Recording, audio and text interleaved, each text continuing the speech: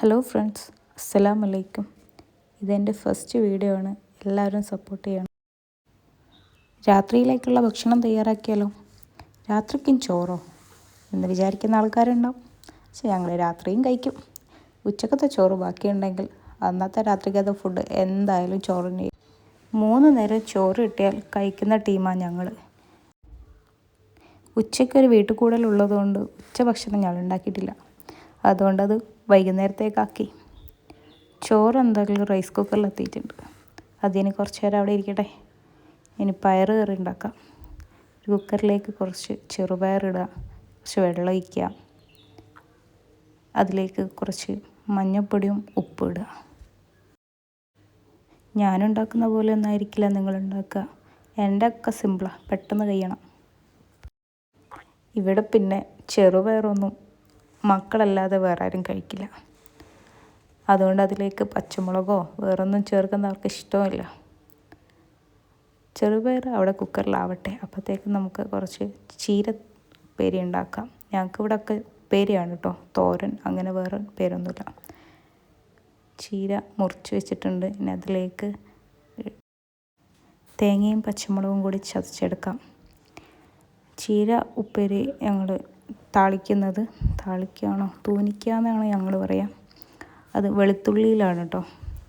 അത് ഗ്യാസ് ഓണാക്കി ഒരു പാത്രം വെച്ച് അതിലേക്ക് കുറച്ച് വെളിച്ചെണ്ണ ഒഴിച്ച്, വെളിച്ചെണ്ണ തന്നെ വേണം കേട്ടോ, അതാണ് ടേസ്റ്റ്. കുറച്ച് വെളുത്തുള്ളി ഇട്ട്, കുറച്ചധികം.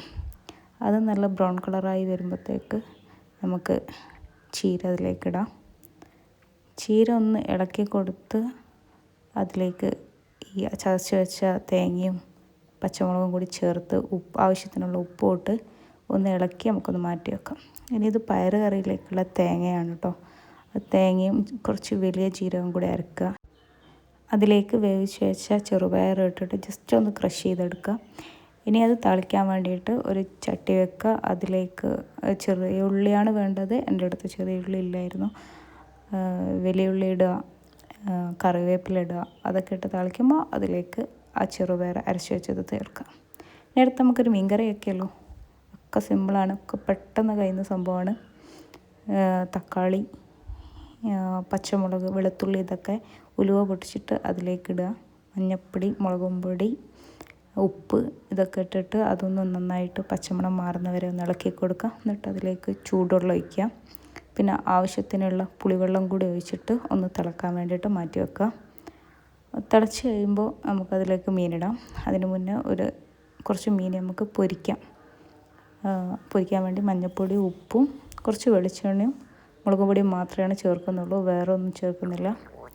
അതും ഏറ്റവും സിമ്പിളായിട്ടുള്ള മീൻ പൊരിക്കലാണ്. അപ്പം മീൻ കറിക്കുള്ളത് ഇത് തിളച്ചിട്ടുണ്ട്. അപ്പോൾ അതിലേക്ക് നമ്മൾ മീനിടുക. ചട്ടി ചെറുതായതുകൊണ്ട് ജസ്റ്റ് ചട്ടി ഒന്ന് മാറ്റിയിട്ടുണ്ട്. ഇനി ഇത് നമുക്ക് മീൻ പൊരിക്കാനുള്ളതാണ്. മീൻ പൊരിക്കാൻ നമ്മൾ ഇതാക്കി വെച്ചതൊക്കെ അതിലേക്ക് ഇട്ട് പൊരിച്ചെടുക്കാം. മീൻ പൊരിക്കാൻ വേണ്ടി ഇട്ടിട്ടുണ്ട്. കുറച്ച് പെട്ടെന്നാവും. ഒന്ന് തിരിച്ച് മറിച്ചിടുമ്പോഴത്തേക്ക് മീൻ പെട്ടെന്ന് വേവും. ഓവറായിട്ട് കുക്കായാൽ ഭയങ്കര ഹാർഡായിരിക്കും. അപ്പോൾ ഭക്ഷണം ഉണ്ടാക്കി കഴിഞ്ഞാൽ ഏറ്റവും വലിയൊരു പണിയായിട്ട് നമുക്ക് തോന്നുന്നത് ഈ പാത്രം കഴുകാനാണ്.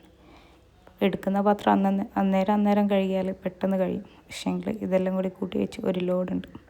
ഇനി നമുക്കിത് വേഗം കഴുകിയെടുക്കാം.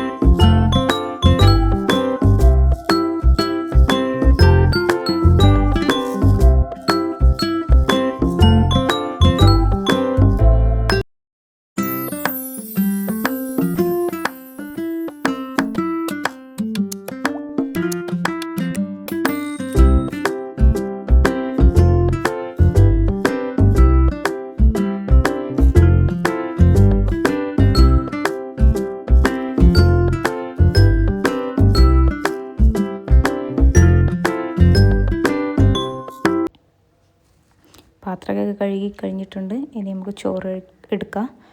നല്ല ചൂട് ചോറ്, മീൻ കറി, മീൻ പൊരിച്ചത്, പയറ് കറി, ചപ്പ്, അതിൻ്റെ സൈഡ് ഡിഷായിട്ട് കുറച്ച് അച്ചാർ, ഇതും കൂടി കഴിച്ചാൽ നമ്മൾ ഇന്നത്തെ രാത്രികത്തെ ഭക്ഷണമായി. അപ്പോൾ എൻ്റെ വീഡിയോ എല്ലാവർക്കും ഇഷ്ടപ്പെട്ടിട്ടുണ്ടെങ്കിൽ ലൈക്ക് ചെയ്യുക, സബ്സ്ക്രൈബ് ചെയ്യുക, കമൻറ്റ് ചെയ്യുക. നിങ്ങളുടെ അഭിപ്രായങ്ങൾ കമൻറ്റിൽ രേഖപ്പെടുത്തണം. Okay, thank you.